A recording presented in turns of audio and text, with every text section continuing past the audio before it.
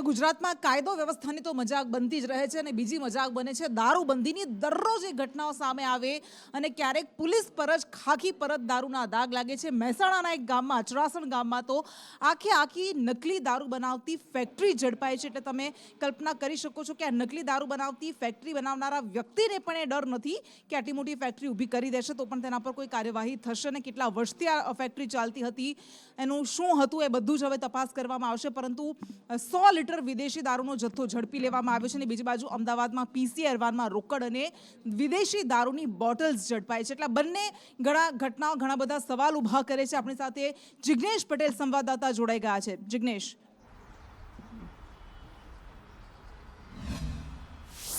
કૃષ્ણા, દારૂબંધી માત્ર કાગળ પર છે તે સર્વ સ્વીકૃત બાબત છે, પરંતુ દારૂબંધીનો લાભ લઈ કેટલાક લોકો તેમાં પણ રોકડી કરી લેવાના ફિરાકમાં હોય છે. બંને બનાવો એ વાત સ્પષ્ટ કરે છે.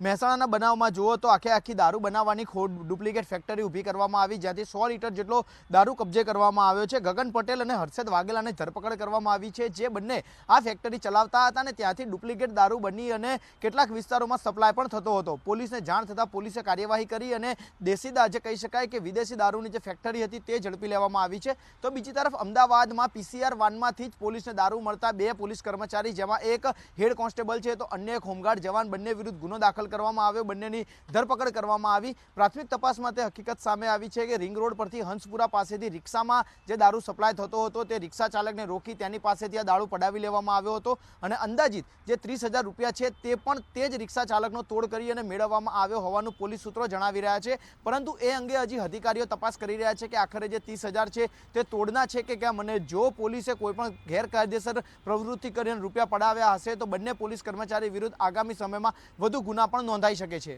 જે બિલકુલ જિગ્નેશ, આભાર આપનો. અને હવે વાત કરવી છે એ સુપરસ્ટાર પર થયેલા હુમલાની. 15મી જાન્યુઆરીએ 2:30 થી 3:30 વાગ્યે રાત્રે સૈફ અલી ખાન પર તેના ઘરમાં ઘૂસીને એક વ્યક્તિએ હુમલો કર્યો હતો. એ કોણ છે એને લઈને ઘણા બધા સવાલો ઉઠી રહ્યા છે, પરંતુ આ ઘટના બાદ મુંબઈમાં પણ સુરક્ષાને લઈને સવાલો ઉઠી રહ્યા છે.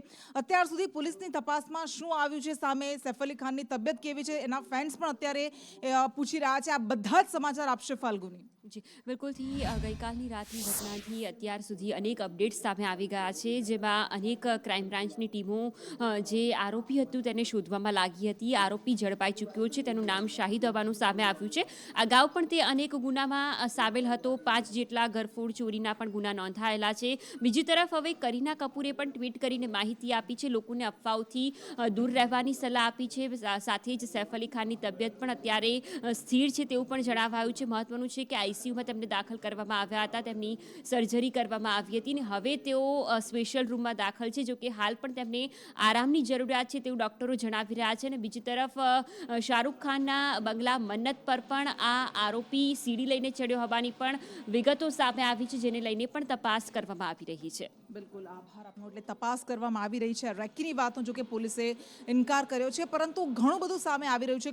કરીના કપૂરે પણ કહ્યું કે અફવાઓ પર ધ્યાન ન આપો અને અમારી પ્રાઇવસીનું સન્માન કરો, પરંતુ આવી ઘટનાઓ એ ઘણું બધું કહી જાય છે. અને હવે વાત કરવી છે ભારતીય જનતા પાર્ટીની અંદર મચેલા ભડકાની, વારંવાર સામે આવતા જૂથવાદની. આમ તો ભાજપે પોતાને શિસ્તબદ્ધ પાર્ટી તરીકે ઓળખાવે છે, પરંતુ અત્યારે જ્યારે શહેર અને જિલ્લા પ્રમુખની નિયુક્તિનો કાળ ચાલી રહ્યો છે, એની પસંદગી થઈ રહી છે, ત્યારે અમદાવાદમાં ભારતીય જનતા પાર્ટીના જ 2 જૂથ સામસામે આવી ગયા છે અને બંને જૂથે સમાજ મુજબ પોતપોતાની દાવેદારી કરી છે અને આ દાવેદારી દિગ્ગજ નેતાઓના ઇશારે કરવામાં આવી છે. એટલે 2 જૂથ વચ્ચે પ્રમુખો માટે બરાબરની ખેંચતાણ મચી છે. વધુ વિગત સાથે સંવાદદાતા કશ્યપ જોશી જોડાઈ ગયા છે. જી કશ્યપ. બિલકુલ, નહીં માત્ર અમદાવાદ પરંતુ સમગ્ર ગુજરાતમાં જે શહેર અને જિલ્લા પ્રમુખોના નામ જાહેર નથી થતા અને તેની પાછળ ક્યાંક ભાજપનો આંતરિક જૂથવાદ જે છે તે હોવાનું સામે આવ્યું છે. ભાજપના જે દિગ્ગજ નેતાઓ છે તેના દ્વારા તેમના જે નેતાઓ છે તેના દ્વારા દાવેદારી કરાવવામાં આવી છે અને તેના કારણે સમગ્ર મામલો છે તે ગૂંચવાયેલો છે. બંને જૂથ ઈચ્છી રહ્યા છે કે જે તે શહેરો હોય કે જિલ્લા વિસ્તાર હોય તે જગ્યાઓ ઉપર તેમના માનીતા નેતાઓ છે તેની પસંદગી થાય અને તેના કારણે થઈને જ એ નેતાઓ પાસે દાવેદારી છે તે કરાવવામાં આવી છે. અલગ અલગ સામાજિક ઇક્વેશન મુજબ બંને જૂથના નેતાઓ છે તેના દ્વારા દાવેદારી કરાવવામાં આવી છે અને પ્રયત્નો બંને જૂથના એ જ છે કે આખરે તેમના જૂથના નેતા છે તેની પ્રમુખ તરીકે પસંદગી થાય અને તેના કારણે જ આ આખો મામલો છે તે ગૂંચવાયો હોવાની માહિતી સામે આવી રહી છે. જી. જી બિલકુલ આભાર. અને હવે વાત કરવી છે વિભાજન પર ઉઠેલા વિવાદની. બનાસકાંઠા જિલ્લાના વિભાજન પર શરૂ થયેલા ભડકાની, એ દિયોદર હોય, ધાનેરા હોય કે કાંકરેજ હોય, જેવી જિલ્લાના વિભાજનની વાત સામે આવી કે અહીંયા અસંતોષના સૂર ઉઠ્યા, નારાજગી સામે આવી અને તમામ કહેવા લાગ્યા કે ભાઈ અમારે તો બનાસકાંઠામાં જ રહેવું છે. પરંતુ હવે ધાનેરામાં મહાસભાનું આયોજન કરવામાં આવ્યું છે. આ બાજુ દિયોદરના ધારાસભ્ય કેશાજી ચૌહાણ પણ મેદાનમાં આવ્યા છે અને તેઓ પણ કહી રહ્યા છે કે ભાઈ અમારો તાલુકો તો બનાસકાંઠામાં જ રહેશે.